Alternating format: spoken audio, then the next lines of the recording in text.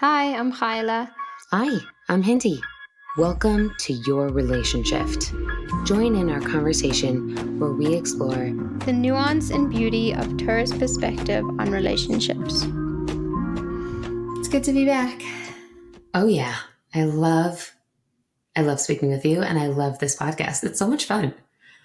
It's really fun, and it's been so nice to be getting feedback, women reaching out and sharing how much they're enjoying and how much it means to them.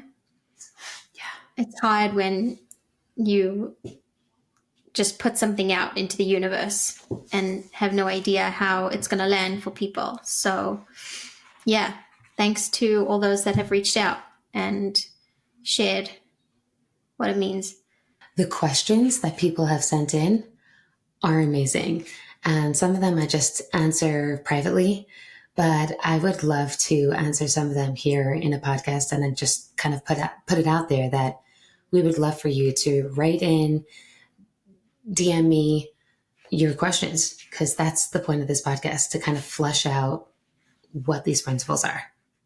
Yeah, amazing. Bringing our audience into the conversation. So yeah, let's do it. Let's get in some more questions, and then we can dedicate a full podcast to answering questions. That would be really fun. Yeah. Okay, stay tuned. So we're here today. We've just been talking about the Mashpia-Mekabel dynamic, the concept, the framing for the relationship, and the genders. And we wanted to today do some integration with these ideas and bring you really real life practical examples, real experiences that our clients have had, that women have had with implementing these ideas and how to use them in real time. So that's what we're here to do, and we're going to walk through some examples. So let's get started. You want Okay, to great. hit us up with the principle? Yeah. So the principle we're looking at is the one about Mashpia-Mekabel, which is I receive, I create space without approval or disapproval, and acknowledge core value. So that's a lot of things in one principle.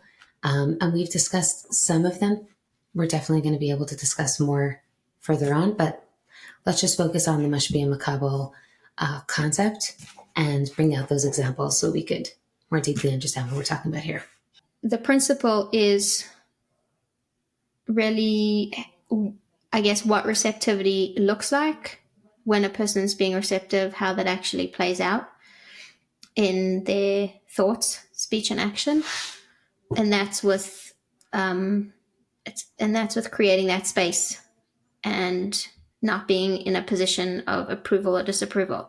So you want to give us an example of a client maybe that you had, or a story that comes to mind that we can work with? Yeah, sure. So the example that I'm thinking about is kind of an interesting example. Not everybody can relate to this, but for those who can, it's very intense and very painful. So just want to put this out there for all of our listeners. When we share personal examples or even examples from clients, first of all, it's with their permission. It's very important for you to know that. It's not as if we are sharing ideas or concepts about other people without their permission. And they're doing so because they feel like this will further a truth that is important for the world to hear. That being said, this example might not be so super exactly relevant to your experience. However, what I want to invite our listeners to do is to kind of listen out for what is relevant or how it can apply to their life, and not get caught up in the details of the exact example, if that makes sense. Because I know, like, Yeah. when I'm teaching my workshop, sometimes people will think like, but my husband would never do that. And that's not the point. The point is can you hear what I'm doing or what the client is doing to create something better and beautiful and creative in their relationship? And can you apply that to your own life? And if you have a hard 100%. time, Yeah, and if you have a hard time taking the story and hearing what there is to learn from it, ask someone. Like ask someone who listens to the podcast, ask a coach, ask a friend who, follows us on relationships Instagram. Just see if you could ask someone to kind of hear it. Because sometimes it's hard to perceive what that is. Like what's going on. Yeah. Yeah. Yeah. That's an important piece to stay focused on the idea, not on the details. Yeah. Yeah, because sometimes an example could be triggering for someone, True. or could just feel so remote that it doesn't feel like you could connect with the idea. So I just want to share that there is something here to connect with, and if you're not seeing it, let's try to find it. Right. I Yeah, think in ways it would be easier for us, maybe more comfortable, if we just stayed in the world of theory, and it would be less touchy and easier on the listeners. But we would also be depriving our listeners from really getting to like what it looks like when the foot is on the pedal. Now, like you're saying, the risk that we run with bringing real live examples is it's sensitive. It could be hard to hear one way or the other. So, but I think we have an audience that we can trust yeah, that they'll handle it. We're I love gonna lead that. with trust. Beautiful. And also, I think, is it correct to say that the examples are adjusted slightly so that they're not even one person's full real example, so that there's preserving the confidentiality? Yeah, So it's that maybe a that definitely is combination. true. Yeah. So it's just again for the purpose of understanding. That's the focus. Yeah. Okay, perfect. So imagine a woman. Okay, we'll call her Chevy. And again, like you said, it's not just one woman. This has been a few clients, and a mashup of different experiences. So Chevy has a wonderful relationship with her husband. Seems to be super respectful, right? So they don't ever really fight. They don't raise voices with one another. Um, she does whatever her husband says. She thinks that she's being respectful. And something comes up in her relationship that feels very confusing, where he starts rejecting the food that she makes. So she'll prepare a supper and he'll come home and say, I ate out already, or I had a business meeting, or he just looks at it and he's not interested and he's like, I'm actually, it's okay, I'm not hungry. He's kind about it, he's sensitive about it, but ultimately it's really painful because there is just a pattern of rejection when it comes to supper or the food that she's making. And so this client, compilation of clients, comes to me with this question, with this query, with this pain. And I have to explore, like, what is going on in this dynamic? What happened that this is coming up for her? Now, at first glance, it seems so rude, so mean. She put in so much effort. How come he's just rejecting her? Obviously, there's something wrong with him, right? There's something wrong with the situation with him. Yeah. It seems clear on the outset. However, in diving a little bit deeper into the dynamic and hearing what's going on in their Mashpia-Mekabel dynamic, some things came up. So in looking into the food situation or her dynamic when it came to food or her dynamic with her husband, what I started hearing was a little bit of control. Let's just put it Mm. plainly. So, for example, when it came to anything that he was eating, she wasn't criticizing, but she was definitely monitoring, right? So, if he was at a kosher store, she was asking him what he was buying. And if he came home with Mm. bags of groceries and it happened to be that he explored and got a whole bunch of, unhealthy items that he wanted to try Mm. out with the kids, she would comment on it or say like, okay, just this one time. Mm. Or Tati knows how to spoil you guys, or make comments like that. Maybe she wasn't putting a complete stop to it, but there was definitely this element of assessing and looking over his shoulder, slight disapproval. Maybe it was just inside of herself and she didn't share it with him, but it was definitely an experience within. When we explored that together, she said, yeah, of course I disapprove of all of his purchases and I can't stand when he gets donuts on his way home from work, right? So there was a lot Yeah. of energy around her and his food intake. There was a lot of judgment around what he put in his mouth. And that was having an effect on their relationship. Yeah, it's interesting. I think this is a pretty universal example when you talk about observing the way your spouse eats and the thoughts that you have around it. I feel like a lot of women actually will relate. Just even how much brain space are you giving to, are you noticing that you think about what your husband's eating, when he eats it, how he eats it, how much of it, how little of it? Is that something that you give energy to and think about a lot? It I sounds like actually this want to talk woman, about this. yeah. Sorry, yes. No, it sounds like this woman was, it was front and center of her mind. She was paying attention, close attention. Yeah. I'm actually thinking about another client who, something similar, but it wasn't like supper time, it was like breakfast. She would prepare these beautiful yogurts for her husband. And then she would like prepare them a few days in advance, like let's say 2 or 3 days in advance with the granola separated, the Mm-hmm. berries separated, like really putting in so much effort, so sweet.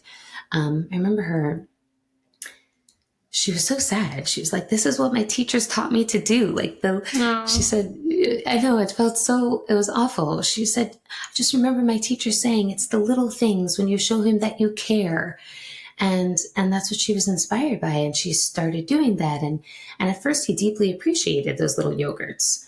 And then at a certain point, again, same thing. Like there's this rejection. He would just leave them in the fridge and then they would spoil and she would feel bad. And she's thinking, all I'm trying to do is help him, start out his day in a healthful way. And and then he's not even taking it up. How much effort does it take to just take it out of the fridge? So it was almost like she's trying to help. She's giving something to him, and and trying then to be it's hitting a brick respectful. wall.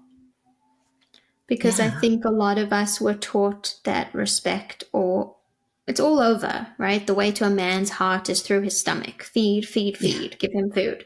That's how you generate love and connection. And so many women are trying to feed their husbands and it's not being received. I'm thinking also, let's say in that situation, right? She makes him a smoothie or a yogurt in the morning and he doesn't end up eating it or he takes it. And then he tells her later on, I have a headache. And she thinks, well, I gave you a yogurt this morning with granola or I made you a green juice or a fruit smoothie. If you would have had it, you wouldn't have had a headache. What was the first thing you ate? A chocolate bar? Okay, no wonder you have a headache. Why don't you mm, just eat my yogurt and you'll be fine? right. So then almost a frustration of like he just doesn't get it and he's not he's stubborn and he's refusing help and support and Yeah, and all there's that. there's so much pain around that. Like I feel like it's almost like a succession of emotions. There's the pain, there's the resentment, there's the anger, and then there's the pushing away of him. You're going to rebuff me. I'm going to rebuff you. I don't want that from you because I'm not feeling connected. I reached out and then I'm feeling like again, that rejection is so painful. And it's a So very painful. personalized experience. Like a quick example, when a husband comes home and he's in a bad mood, I know for myself, my husband doesn't usually come home in a bad mood, but if he did, let's say he came home a little bit more pensive, my husband's not usually so pensive. And if he did, I would immediately start feeling like it was something that I did, even though he just walked in the door. It's the first time he's seen me the whole day, but somehow I like personalized it. Like this has to do with me. And that personalizing, I'm just bringing this to this example because I think you could also have that with the example of the food, where his actions are not inextricably intertwined with me. Like he could be in a bad mood and it has nothing to do with me. He could also not be in the mood of yogurt and it has nothing to do with me. He could also not like my food and it has nothing to do with me. But that personalization of, so I find this a lot with women, making the food and giving the food, and it becomes like an extension of themselves. And then when he doesn't want it, it's a rejection of me, my entirety. That's extremely painful. And that's also, if you hear it, it's also very much going into his space. That personalizing of, like, you're not wanting my food means that you're pushing me away, which means that I was kind of in his world, pushing the food into his mouth, you know?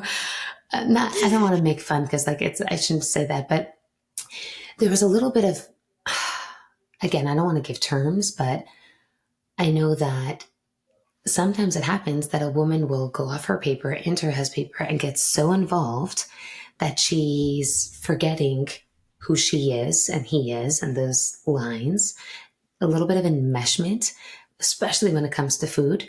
And she's trying to put it in, like, and this is her, right? Herself putting the chicken soup in his body so he's going to get better, let's say.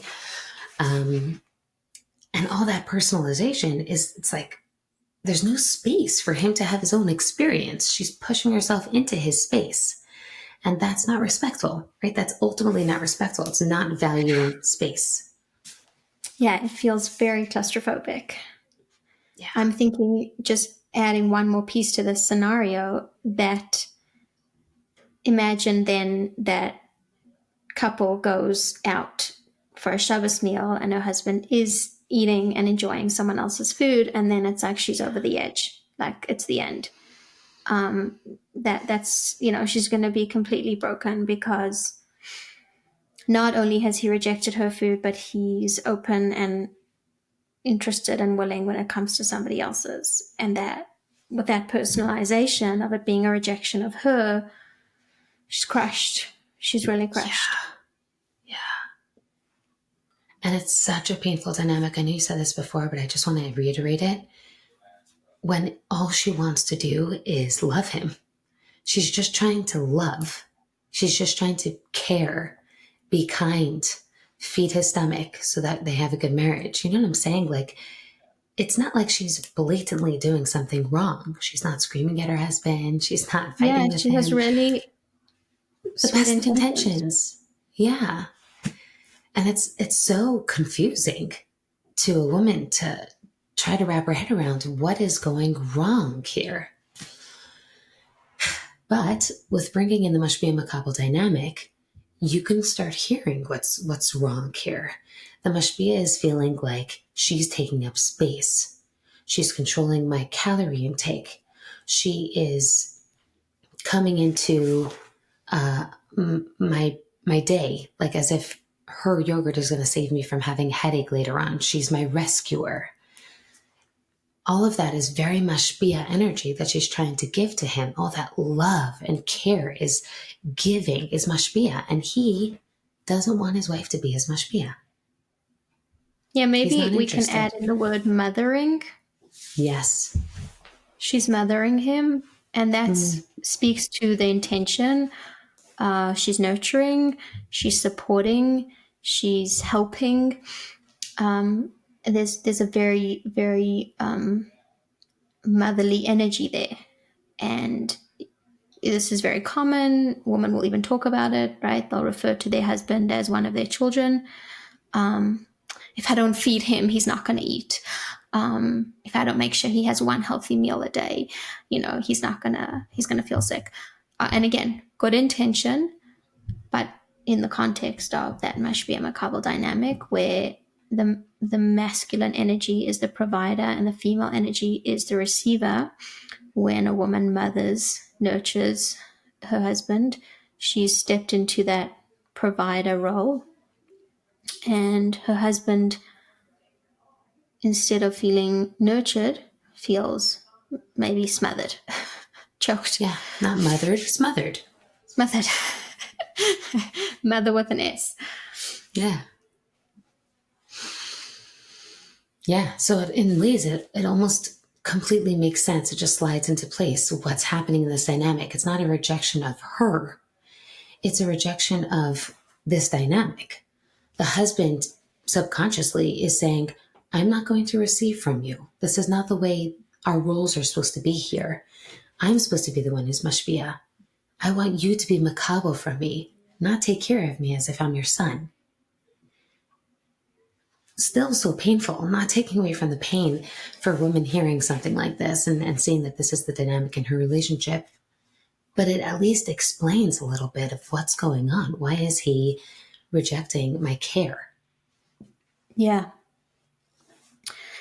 I think that that same woman, once we're doing a mashup, we can just extend the example more and more.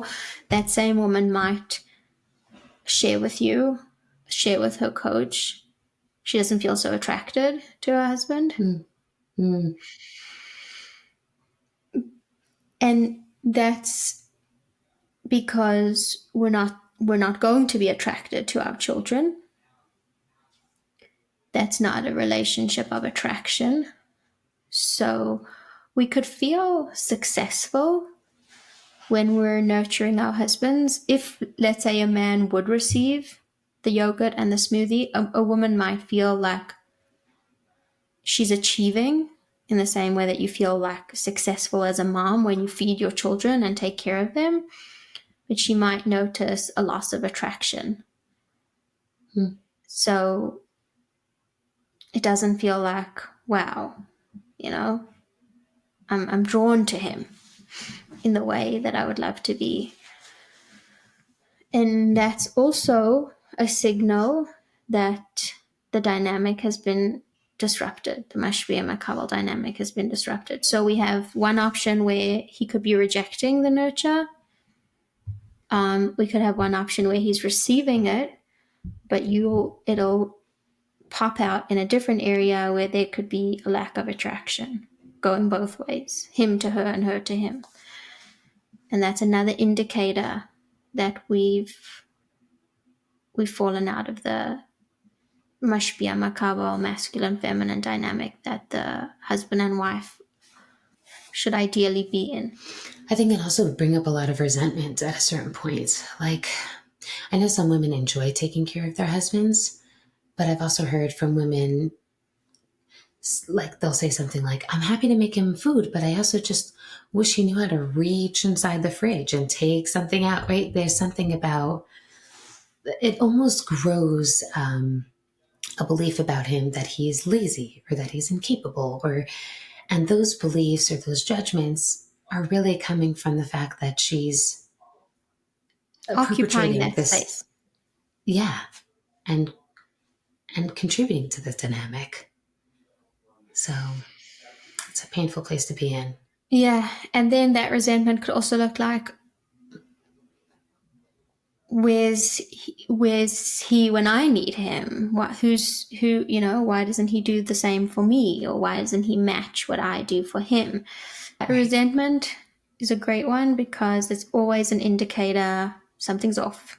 If that resentment's coming up for you about something that you're doing, then we have to look at the energy around what you're doing and why you're doing it, because it's going to tell us why this isn't working. I think an interesting thing to look into also, if we're going deep, is to look at motivation.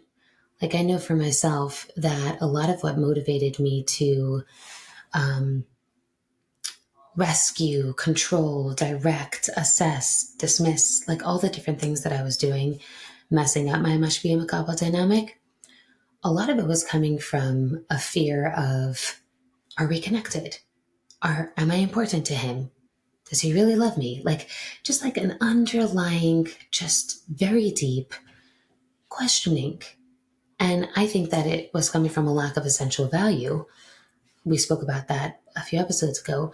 But the idea is that if I am important to him, if I make myself always available to him, if I help him all the time, if I'm so caring, then whether or not it affects him, to me, it just made me feel like, okay, I got this. I'm okay. I'm safe. I'm important enough to be in this relationship.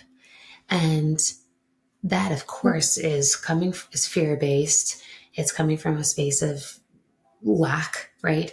Questioning connection. And that's what's motivating me to be controlling. I'm telling myself that I'm caring and loving. But if I'm really honest, it might be something a lot deeper that's going on. Yeah, what I'm hearing is, let's say a woman is afraid or insecure that her husband doesn't think about her during the day. Mm. He just forgets about it when he goes to work. So if she slips a sandwich into his briefcase that says, honey, I love you, and then when he sits down at lunch, she's envisioning like, okay, he'll have to think about me. Of course, he'll think about me because he'll pull out my sandwich and he'll read my note, and then I'm going to hear from him hopefully during the day. Oh, thank you for that amazing sandwich. I love you. And then maybe he gets home and the sandwich wasn't touched, or he gets home and she says, "How was the sandwich?" And he says, "Oh, I wasn't in the mood of it. I gave it away." And then it's like the whole thing comes crashing down.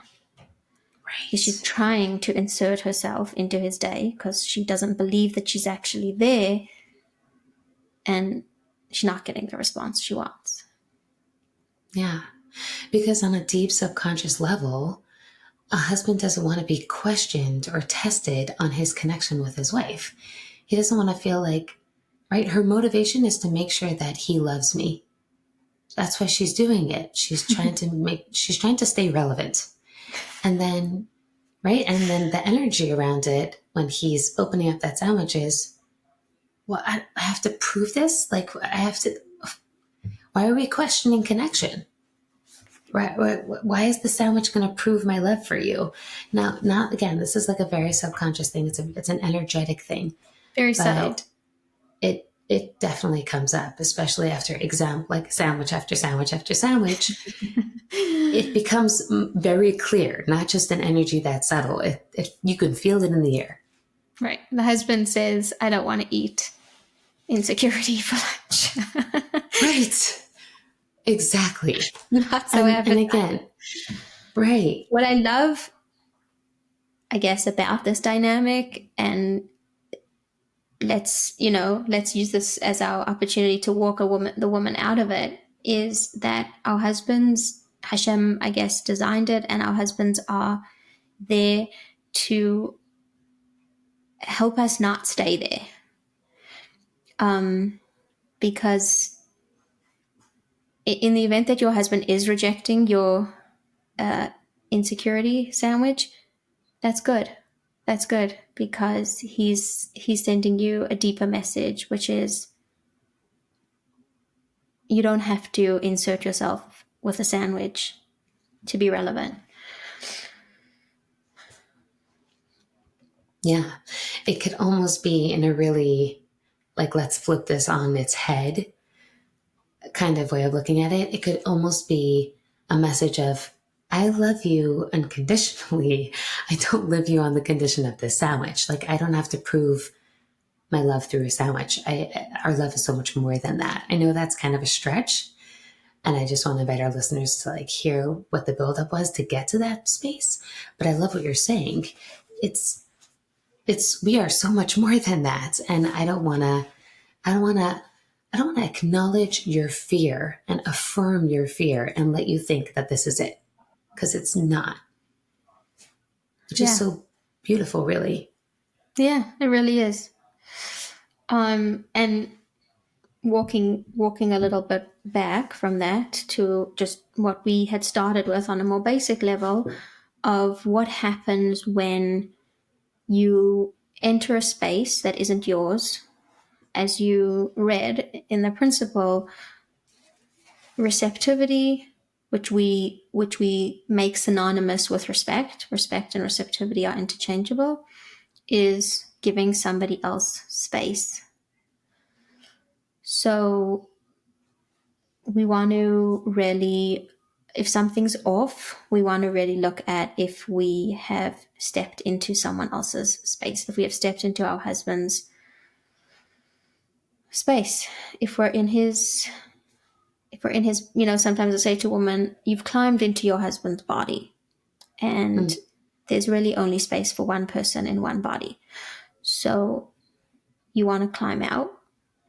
And also, if you had to climb into his body, you abandoned yours. So we have one mm, body that's stuffed with two people and one body that's abandoned. So climb mm. out and go back into your body, go back into your mind.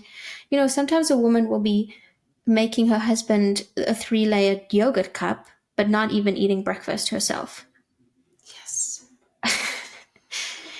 Um, Hmm.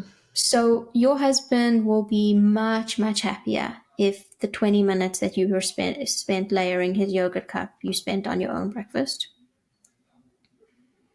And you trusted him to navigate feeding himself. Right. What that says is, I know where I end and you begin. Mm, And I'm going to respect our given territories. And if I am going to offer something, it's going to be from a place of just genuine generosity as opposed to managing, mothering, smothering, monitoring. yeah. I've actually gotten that question before. Like when some women hear about Mashpia-Mekabel, they think, well, I am giving to him. I'm giving him supper. Like I am the provider. I make it. I design it. I bring it. So how's that not Mashpia?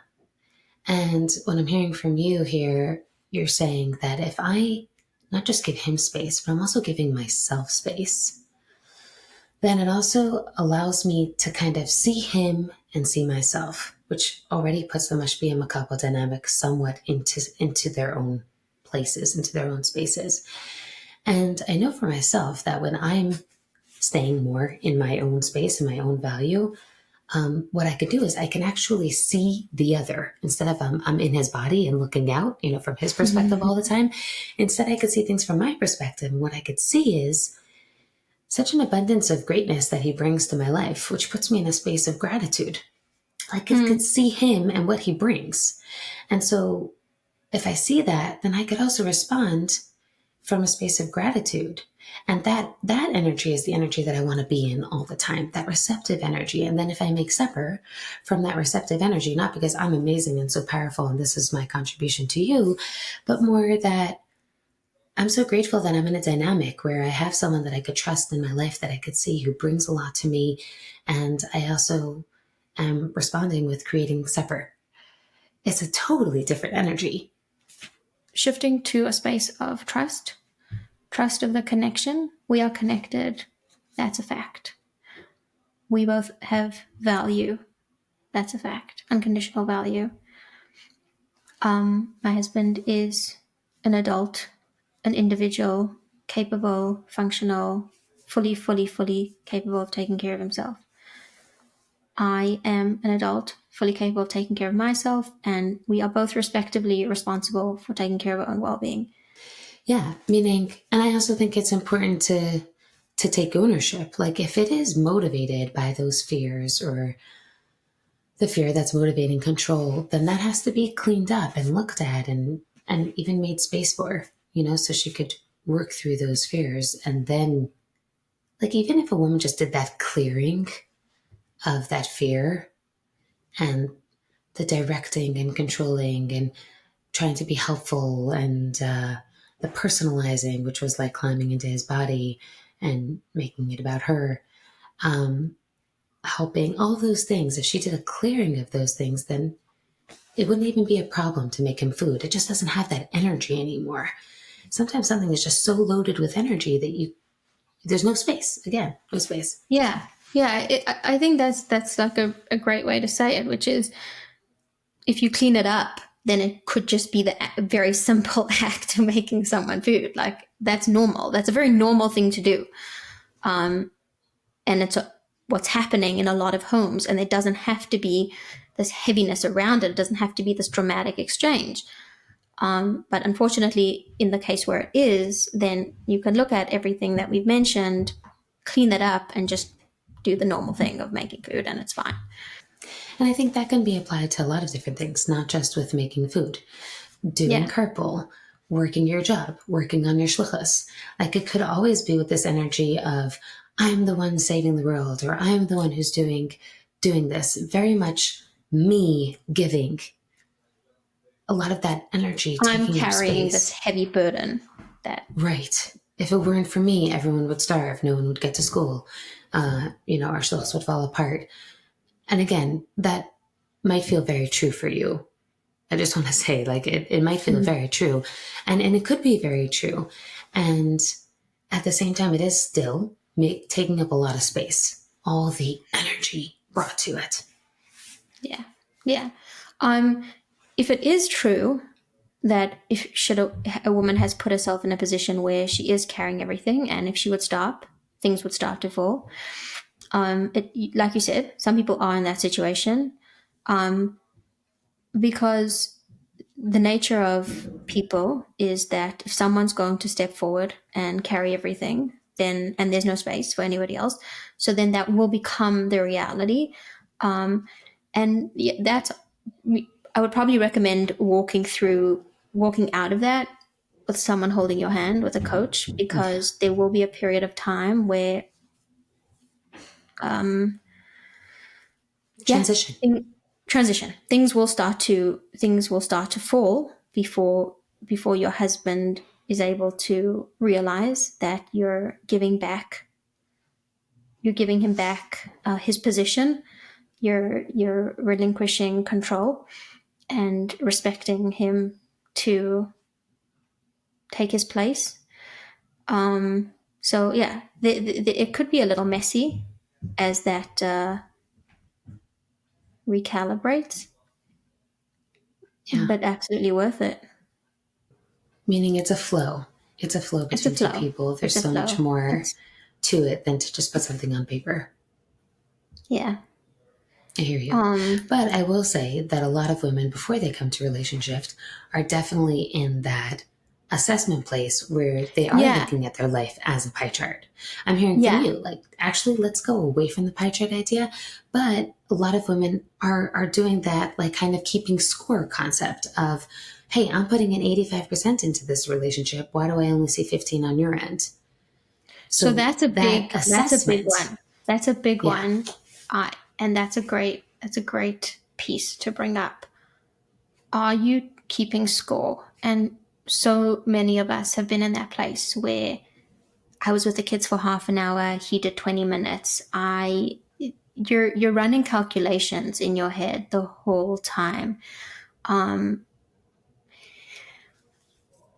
it's so when are you going to get to equal? You're not. And if that's how you're calculating, if you're calculating minutes and hours and percentages and who did what, and I feel like when a woman's in that space, again, there isn't that sense of co-creators. There's that sense of like me versus him. I don't know. It doesn't have a unifying feel to it. And it's so easy to get up to like, what's the competition? Meaning when we're in this, like, who's doing more? And then let's say you win, which makes you resentful. So then if he would win, that would make you uncomfortable. But why are we like competing. huh? What Why are did you we say? competing? Why are we Why are we competing? You're tallying? off. Right, you're tallying. It's basically like the whole Mashpia-Mekabel thing. What it does is it gives you a framework for your relationship, which takes you completely out of that calculating, competing, comparing, blaming space. And it puts you into it's a whole different universe. It's a universe of, is there flow? Are we flowing? Yeah. And that's how we measure success when we're in the Mashpia-Mekabel dynamic. Is this relationship flowing? Is the providing, receiving, flowing in a seamless way, then we know we're good. The connection is thriving. So that whole me versus you, what you like, it's not even there.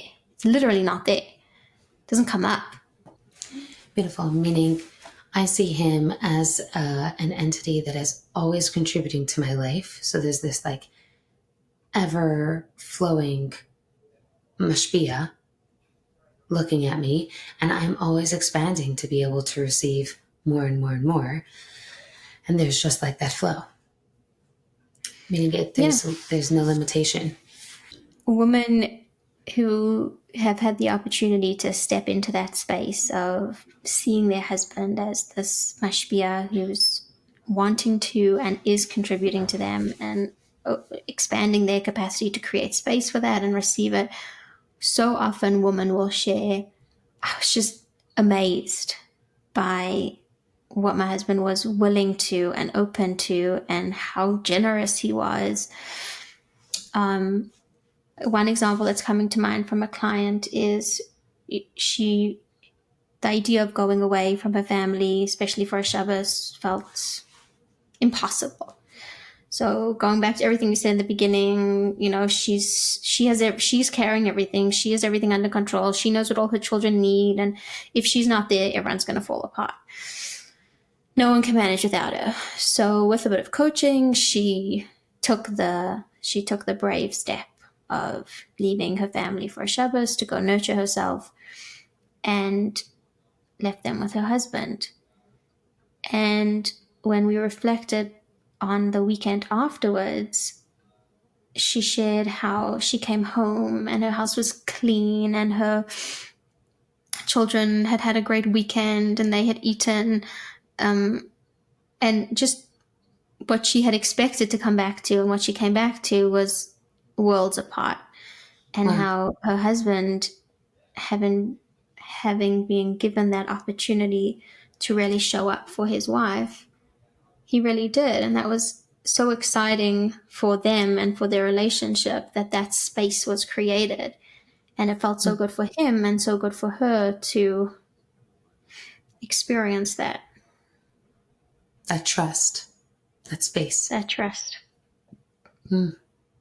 Okay, so I feel like we should finish off with just talking about some of these ways that women don't realize they're putting a stoppage on the Mashpia-Mekabel dynamic. I know for myself that there were certain things that I just was totally unaware to that were putting a stop to my Mashpia-Mekabel dynamic.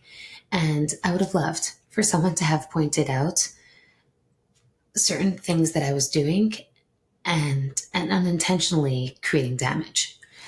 I will also say, I just want to be, again, sensitive to our listeners. Where we're coming from is an extreme accountability and also talking to women, right? We're not talking to men here. Men also have to be accountable and see what they're contributing to their Mashpia-Mekabel dynamic and maybe how they're not showing up. But because our listeners are primarily women, and we're also speaking to ourselves on what we can do to create something different in the relationship, that's why we're talking about all this, like how a woman contributes to Mashpia-Mekabel dynamic. That's not to say that he's going scot-free or that he doesn't have to take responsibility. It's not what we're saying, but it is an important thing to just go back to the first principles of taking ownership and what can I do to change things, because I can't really ultimately change another person. Yeah, I think that's a really important piece to bring up, because it is something that women wonder about and could get frustrated about. Why is this on me? Why is it my responsibility? Why can't the solution be that my husband step into his mashpia mode? Let him, rise and be a full mashpia, and then I'll be makabel. Yeah, 100%. Either party can correct a dynamic. However, like you said, we can only control ourselves. So it wouldn't really help for us to talk about what the other person can do, because we've spent so much time speaking about how you cannot control another person. So knowing that there's something I can do to correct a dynamic is empowering and inspiring and helpful. And also something that I think has been my experience, and if a woman's open to it, she'll definitely see this.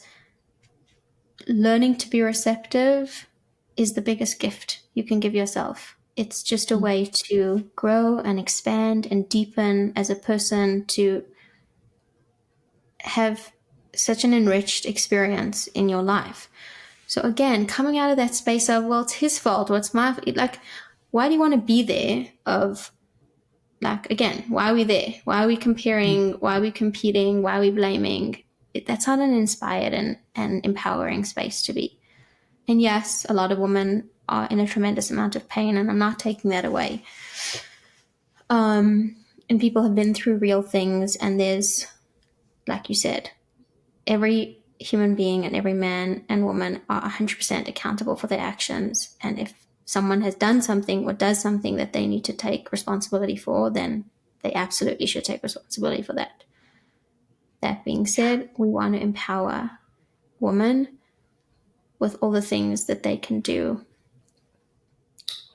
to enhance their world, to enhance their relationship, to enhance their experience. Like, we're here for you. We're here to make it better and easier for you, to support you.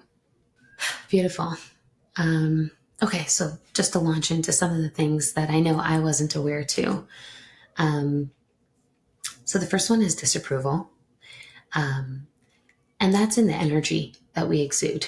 So if my husband does something with the kids that I don't approve of, or seeing a ticket on the counter, or noticing that he doesn't close pantries, and just like that, just the disapproval in my energy, just that is enough to let the Mashpia know that I'm not receptive towards him. And I thought that my energy, letting him know that I disapprove of a certain action, was a great way of letting him know to change. Like, this is not right. You can see that I don't like this, so do something different. But it didn't prove to be so effective. So I'm just, maybe for some women it is. I know for me, it wasn't. It also I'm didn't sure you make also me... know from others besides for yourself that it's not effective. Yeah, right. I also know for myself, it made me feel very undignified to be in that constant state of disapproval, because I just kind of got used to it. It became a habit. And it didn't feel dignified to constantly need to let the other know how much I disapproved of them. So that's something we could talk about it further, but that's one way that Mekabel could be not realizing that she's not open and receptive to her mashpia. Another common way for women to be closing down that passage is the helping and rescuing. So helping your husband out, being supportive. I know that's a little bit of a trigger word, but being supportive in a way of, like, let's say, cheerleading him. You've got this. I know you can. The rescuing, so giving excuses for him. Let's say his boss calls and she's making up excuses for him, covering for him. A lot of that has the energy of mothering, smothering, and it's not allowing him the space to take care of himself. And so she gets into that space of being the one to take care of him and be much beyond him. And again, coming from a space of care and love, but ultimately Misdirected. Yeah. So it closes off that shaft of mashpia or hashpa, criticizing, controlling, correcting, right? So I think those are pretty clear, but sometimes people don't recognize that what criticism really is, right? So, like, just giving him positive feedback on the way that he's handling the kids, or giving him constructive feedback on his Dvar Torah, right? So, like, or interrupting his Dvar Torah to slug him up, to engage. Now, there's nothing wrong with engaging, but if it's done with the energy of, I know better, and I don't like what you're saying, I don't like the way that you're delivering this Dvar Torah, I want to change it. It all has that energy of, I'm not receptive towards you. I'm not open. I don't like what you're doing here. Again, that disapproval as well. Correcting is a huge one. People don't even recognize how much correcting goes on in a relationship. And I know for myself, now that I got sensitive to it, it's very, disrespectful. So many women will tell me that once they start to learn Relationshift and become aware of this whole list that you're going through, like they'll see it. You start noticing it all around, how much of it happens, and it does have to do, the fact that we're prone to disapproval, judgment, criticism, correcting, guiding, teaching, smothering, has to do with the feminine paradigm when it's a little misdirected. The gvura, the bina, it can come out in all of these ways. So we're all we're all in the same boat here, where we're prone to these behaviors, and it takes work on our character to heal from them. I talk about it as like a sobriety. If I'm getting on my husband's paper and criticizing, controlling, correcting, saving, any of these things, I'll say to myself, I don't want to lose my sobriety. I don't want to do that. It will be, and I'll joke about it too, but it's a way of communicating to myself that it's definitely something that maybe feels tempting. There's a temptation to go there for all the reasons that we spoke about, because of the insecurities, the fears, the beliefs, and knowing what that brings and what that's going to do to my relationship, reminding myself of that, and then coming back to my own body, and just realizing that he's got it. He'll do great. I love that you're saying that. I love that you're saying that, because a lot of times a woman will think, okay, so I'm just correcting the way he pronounced something. It's just a little thing, right? It's just one little thing. But our lives are built on the millions of little things in your interaction with your husband. And so it feels like, okay, I'm just like correcting here, or I'm, giving feedback here, or and it just feels so little. I just feel like I'm helping. I just want to contribute too. Why can't we have an open communication about these things? But it ends up being a tremendous amount of taking up space. Yeah. And I love what you're saying here, where you're saying, like, this is going to impact my relationship. What do I want? Let me dial back to my real focus of my world, which is I just want to create connection with my husband, and I want to feel a flow of Mashpia-Mekabel. And if this tiny thing is going to, even in a small way, impede on that flow, it's not worth it to me. Yeah, to really get quiet and present to what I want to create for my relationship and in my life really helps us focus. Because I think a lot of us feel like in the moment, like this is everything. Like if this Devar Torah continues the way it's going, then, my life is over. Or if this conversation with my child ends, continues like this, like we have chaos and it's the biggest crisis. So in that moment, we feel like we must, whatever price my relationship's going to pay, don't talk to me about that now. Let's talk about now and this terrible Devar Torah, or this, catastrophic interaction with the child. And that's when we have to breathe, go back into our own bodies, think about what we want to create, think about the value of shalom bayis, how that is trumps all. It's the most important thing for a home. That's where the source of bracha is for the home. That's going to generate all the goodness. And it's going to be okay. It's really going to be okay. I kind of just want to end off with that. That was so beautiful. Hey, thank you. And to our listeners, if you liked this episode, let us know. If you want more episodes like this, let us know. If you have questions, comments, thoughts, let us know. We would love to hear. Thank you. Thank you for being here. We would love to hear your feedback, thoughts, and questions. Please leave a comment below or email us at yourrelationship@gmail.com. Looking forward to connecting with you. See you next time.